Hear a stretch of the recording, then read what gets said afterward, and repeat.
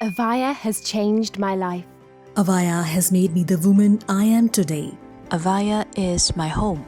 AVAIYA is personal freedom. AVAIYA is the reason my life continuously improves.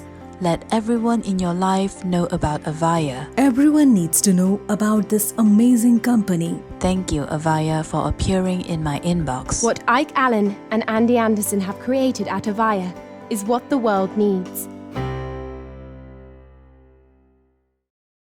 Hello, AVAIYA family. I'm Andy Anderson. My partner, Ike Allen, and I are teachers, mentors, and the co-owners of AVAIYA University.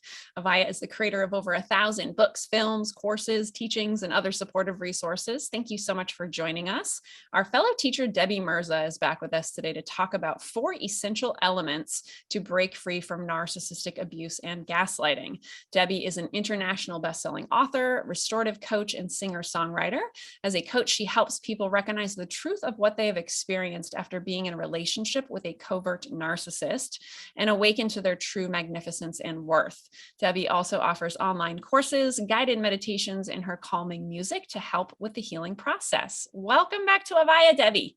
Thank you. It's good to be back and good to see you. Yeah, right back at you. We're glad to have you here as always. So let's talk about, why do you think it can be difficult for people to break free, heal, recover after something like narcissistic abuse? I think it's a combination of different things. Definitely cognitive dissonance. When you've been, especially with the more covert narcissist, you've been used to seeing them through a certain light, and now you're experiencing them in a whole different way. And it's really confusing, and it's hard to reconcile the two beliefs in your head, the two thoughts of, I've seen this person this way for sometimes decades, and now they're behaving this way. And so you have a lot of excuses for them and can get caught up in those conflicting thoughts.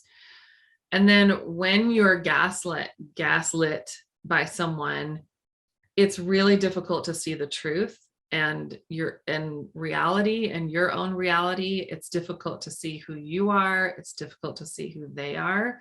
So it's a lot of swirling thoughts and beliefs, and it's hard to know the truth.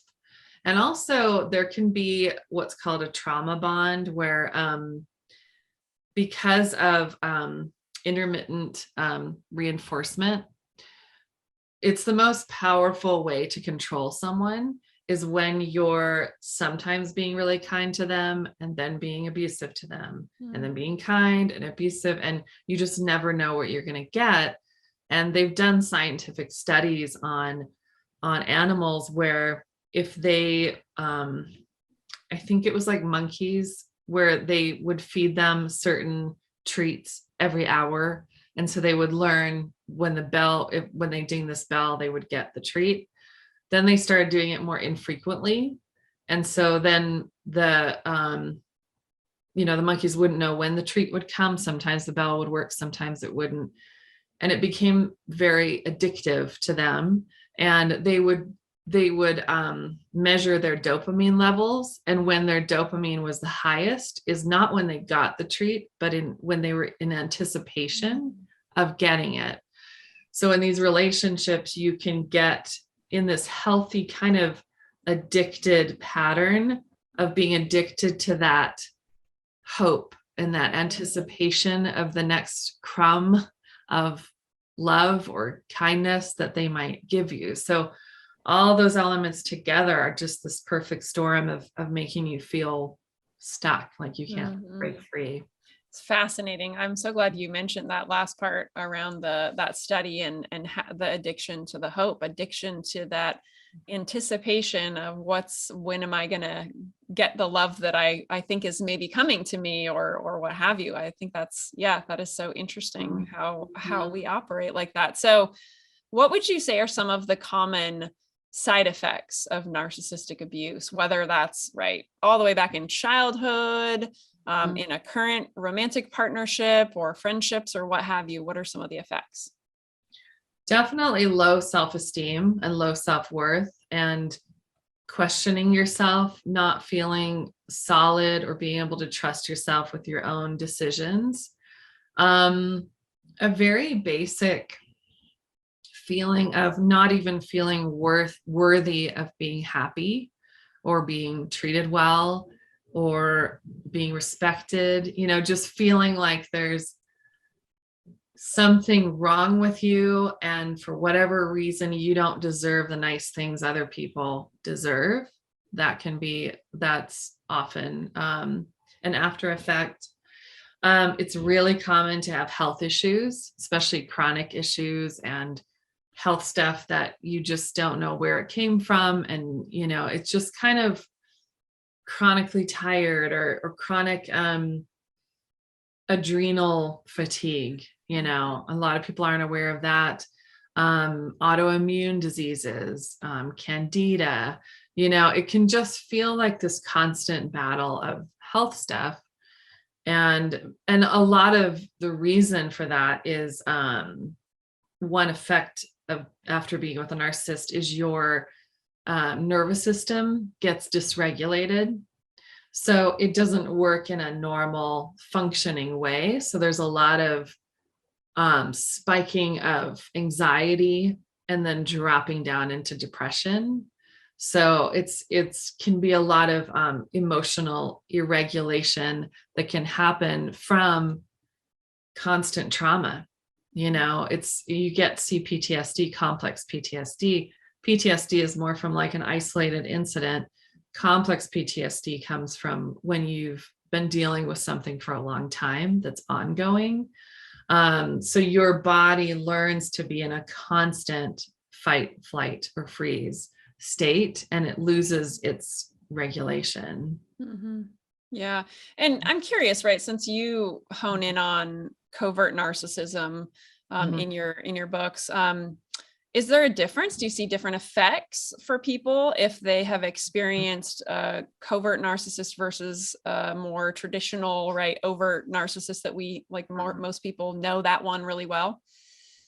There's a lot more confusion with the covert narcissist and a lot more distrust in life and other people, because you've experienced this person that to everybody else is so nice and a good person, and sometimes can be just well loved and well revered in the community. They can be humanitarians, they can be therapists, they can be coaches, they can be very well-known people. I coached a woman one time who was married to a very well-known actor that most everybody would know, and he was so revered, and so it can feel like, and if that was true of your dad or your mom, it can feel like it must be me.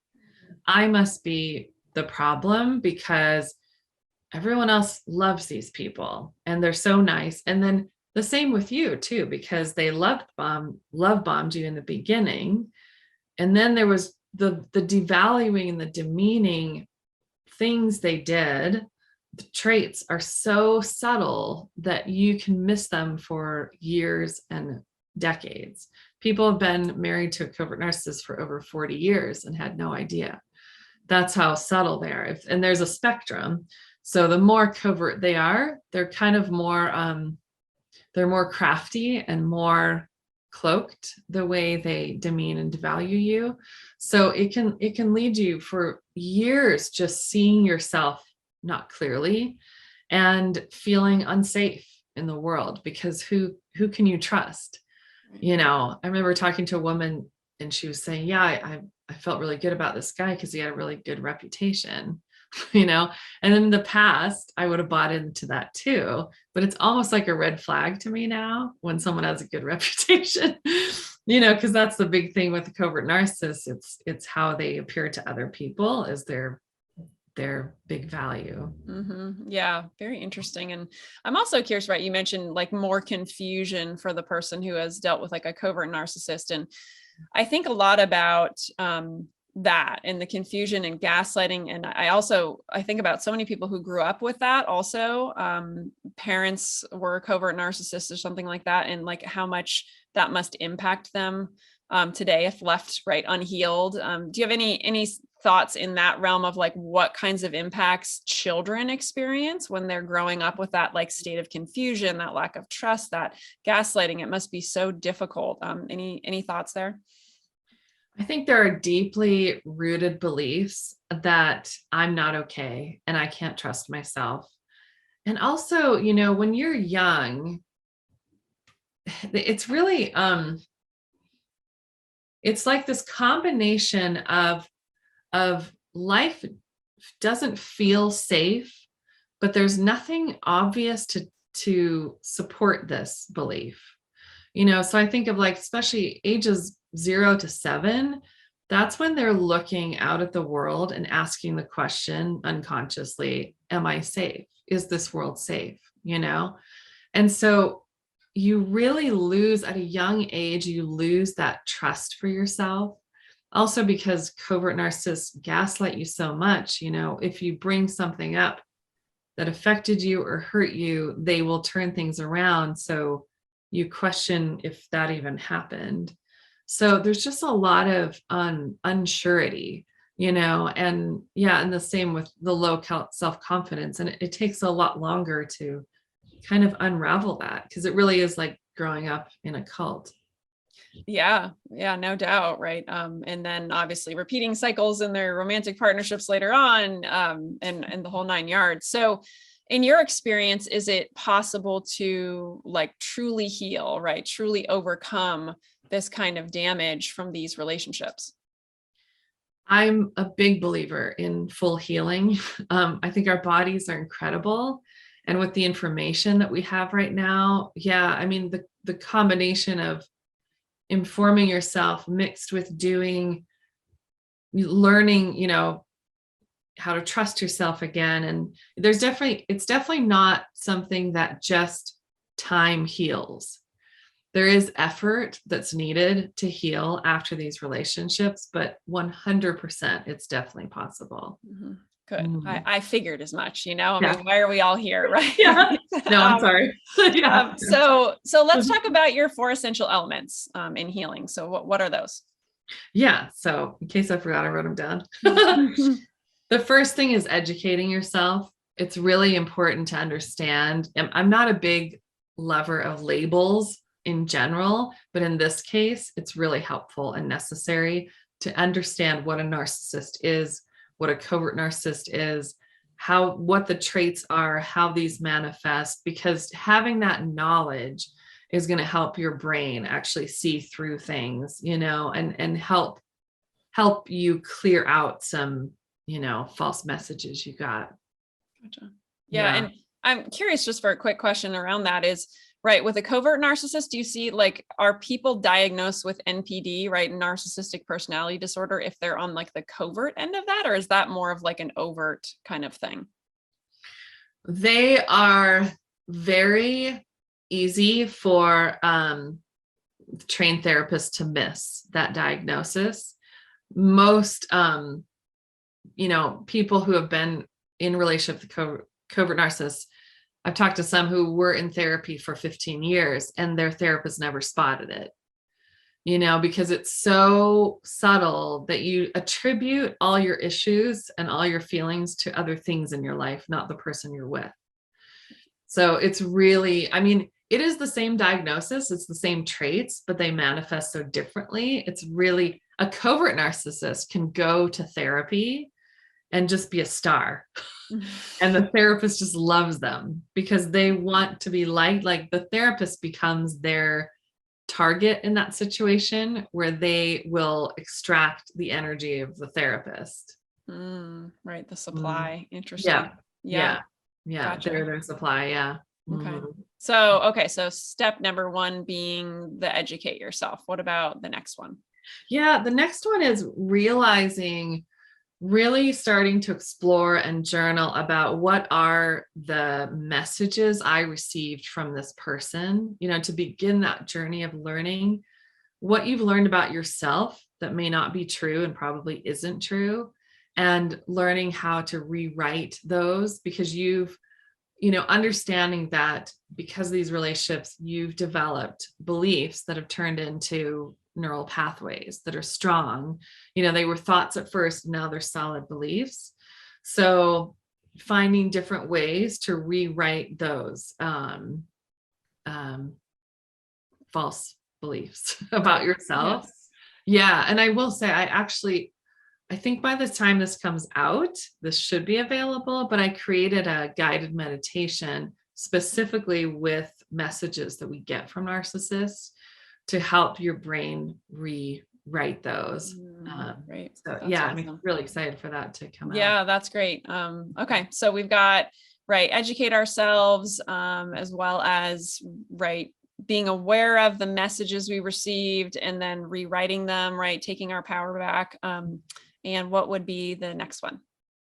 The next one would be learning to trust yourself. That's like the crux of so much of this. And that takes time and that takes effort. And that's done in little ways of just start beginning to notice how your body reacts in situations, how you're feeling around certain people, what emotions are you feeling, you know, just a lot of somatic things of getting back in touch with your body and your feelings and just experimenting. It's like working a new muscle, experimenting with trusting yourself. Mm-hmm. Yeah. And that's such an important one as it relates to, right, the gaslighting, because I, as we explore this topic more and more in this whole series, it's like, man, the impacts that gaslighting can have, especially at a young age, and as far as our ability to trust ourselves, like that's just key in life. Right. And when you don't have it, ooh, not fun. Yeah, it's huge. And it's, I think, one of the most difficult things to do in life, especially when everything around you, or everyone around you is believing something different. Just stand alone and trust yourself. That's incredible. That takes incredible strength and courage. Yes, absolutely. Yeah, that reminds me of some of the codependency conversations we've had in the past, and being able to, yes, just actually have your own opinion, have your own stance on something, and not have to, right, kind of morph into other people's opinions or personalities in order to, you know, be accepted by yourself. So, yeah. So, okay, what comes after trusting yourself? Yeah. So the fourth thing is what I mentioned before, is about the nervous system, is finding ways to regulate your nervous system. And to put it like really simply, when your nervous system is dysregulated, it's basically you've lost connection with yourself and you're feeling unsafe.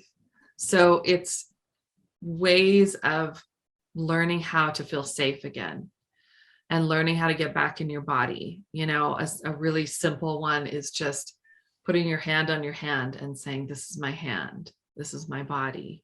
You know, it does a couple things where it connects you back to yourself. And it also lets that young child in yourself know, I'm here, we're okay. Yeah. You know, so yeah.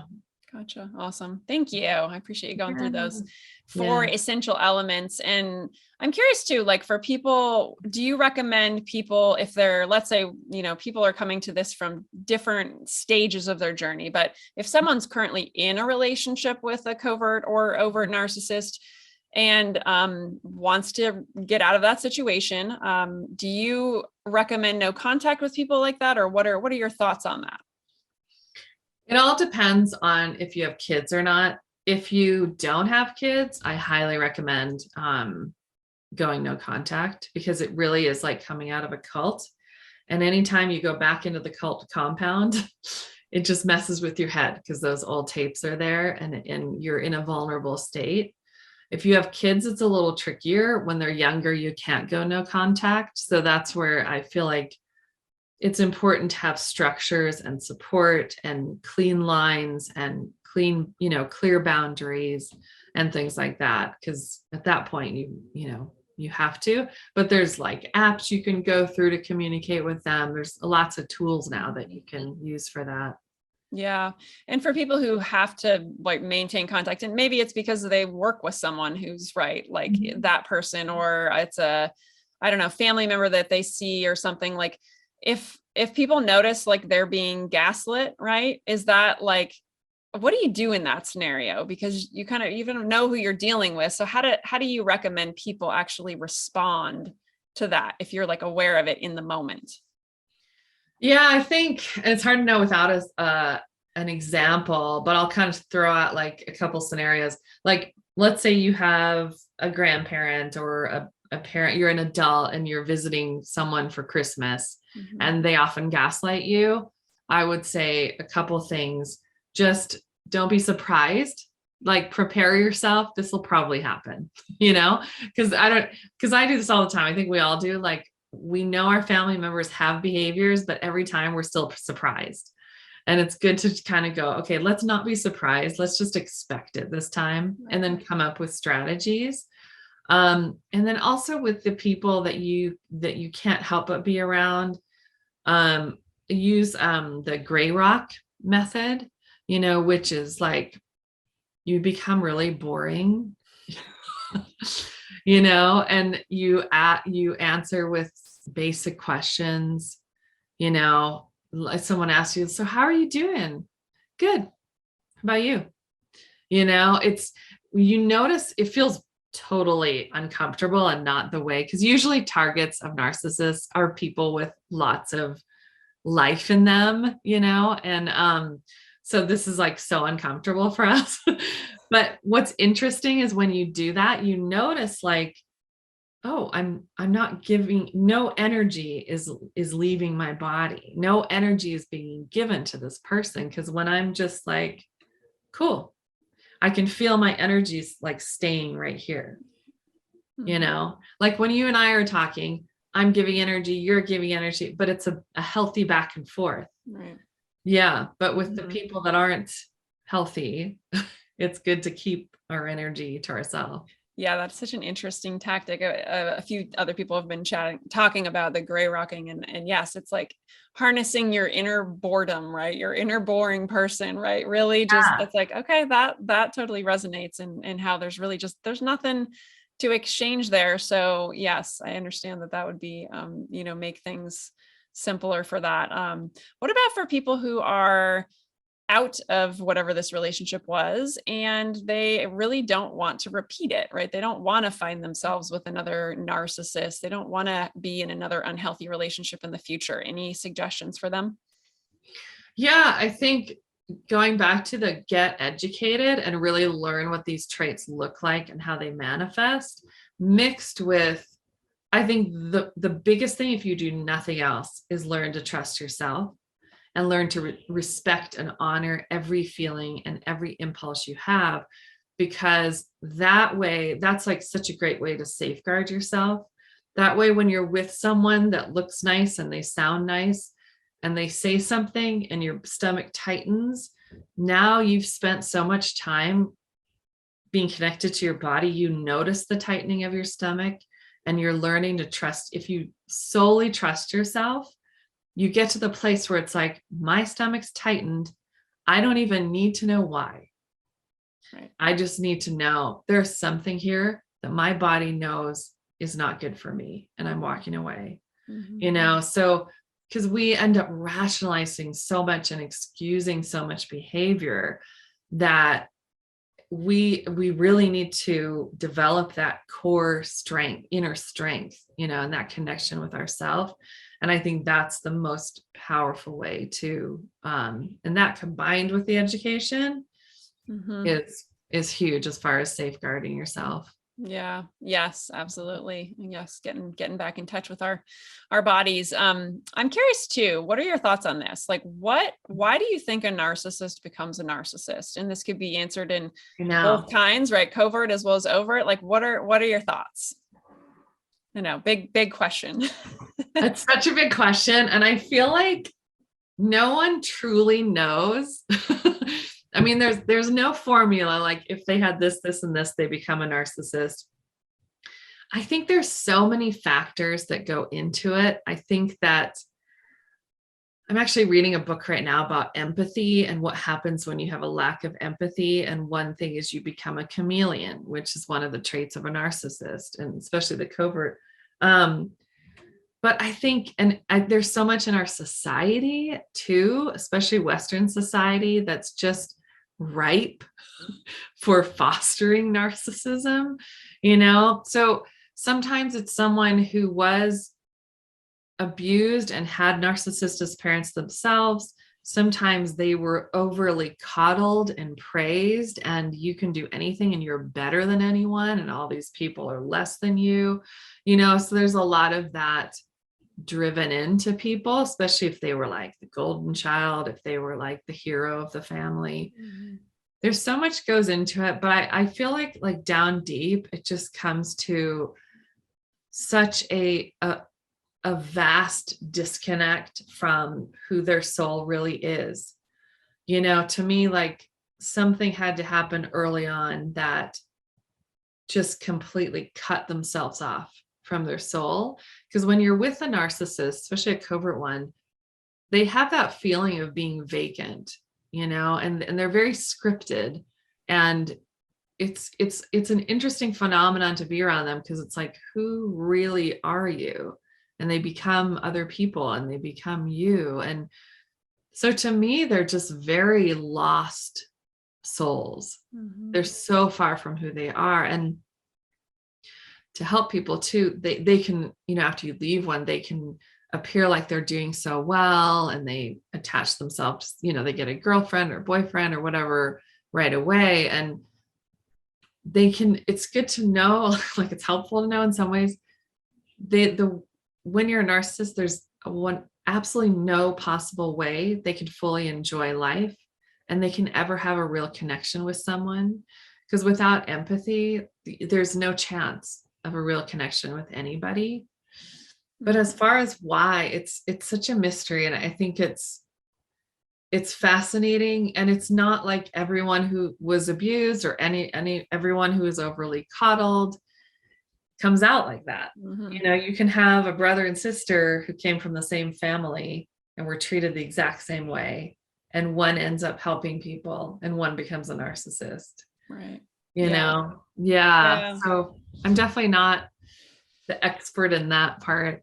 Yeah, it's definitely an exploration. What are your thoughts on empathy, since you're like looking at that right now? Like, how does one even learn empathy? Like, are we taught it? Is it innate? Is it a little bit of both? Like, what are your thoughts there? I do think it's innate, and I do think it's taught. I think it's both. The book I'm reading is, I'm sorry, I'm blanking out what it's called.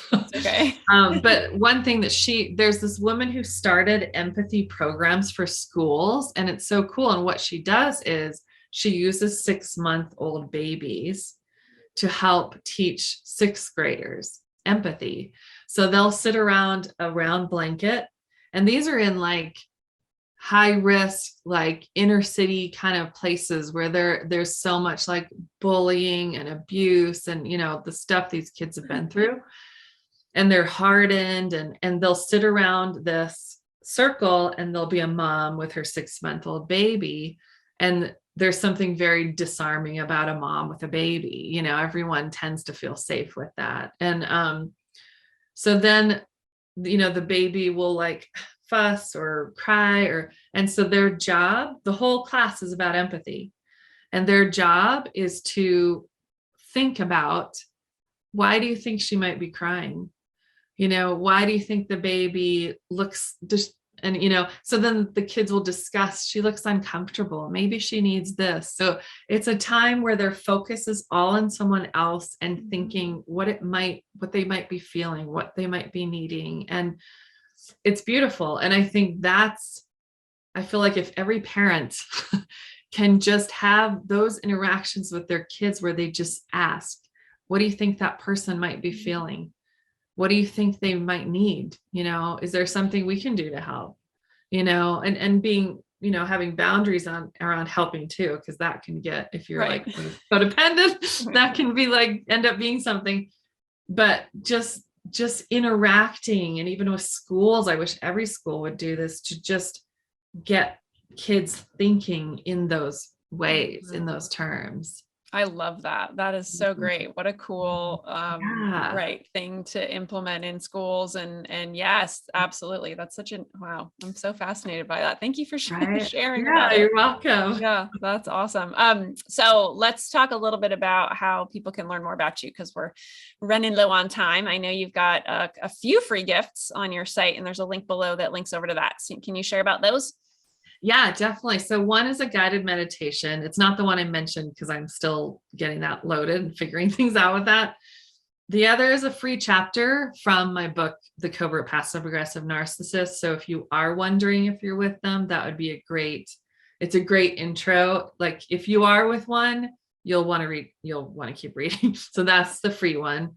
And then I'm giving away 4 songs to listen to for free from my album called Soul Rising. And yeah, so most people know me through the Covert Narcissist book, and then my brand new one just came out called Worthy of Love, where I actually talk a lot about the stuff we just talked about, the nervous system and rewriting messages and things like that to help with the healing process. Gotcha. Awesome. Well, thank you for that. And thank you for all those freebies. And again, everyone, the button for that is right below. So you can just head over to Debbie's site.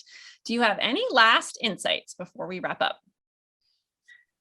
I just want to say, and there's actually a chapter in Worthy of Love called This Is Your Hero's Journey. And I just want to tell people who have been through this that really acknowledge this is a hero's journey. This is challenging, but at the same time, so incredibly rewarding. When you go through the healing process, you just get closer. It's a really kind of return to self, I would say. Mm-hmm. When people really dig in and heal, it's a transformative, powerful process. Awesome. Thank you. Yeah. Yay. I love it. Thank you so much for doing this, as always. Thank you. And thank you, AVAIYA students who are watching or listening right now, for showing up for yourself on your hero's journey. And we will see you all again very soon. Take care, everyone. Hey, everyone. Thank you so much for joining us for this latest class with Debbie Mirza. She talked with us today about 4 essential elements to break free from narcissistic abuse and gaslighting.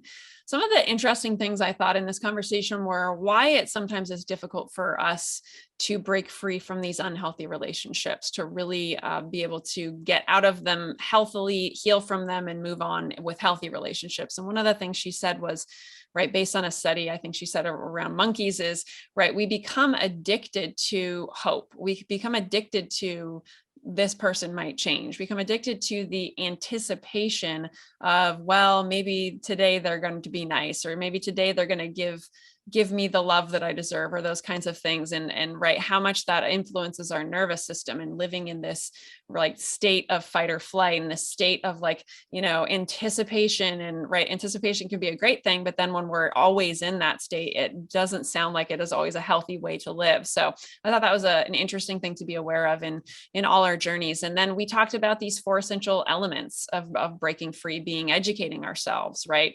Understanding the terminology, reading books, listening to masterclasses, educating yourself as to what kinds of people you're dealing with. And number 2 being really taking a look at the messages you received from these relationships and being responsible for rewriting them, right, in an empowering way. Number 3 being trusting yourself.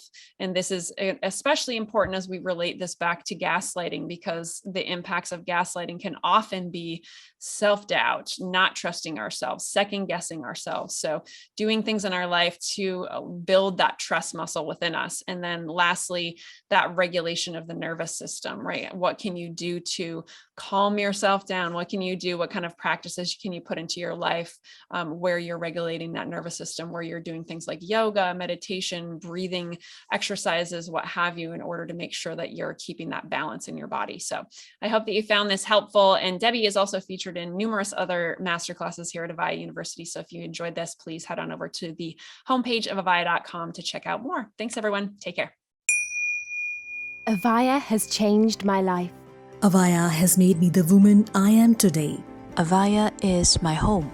AVAIYA is personal freedom. AVAIYA is the reason my life continuously improves. Let everyone in your life know about AVAIYA. Everyone needs to know about this amazing company. Thank you, AVAIYA, for appearing in my inbox. What Ike Allen and Andy Anderson have created at AVAIYA is what the world needs.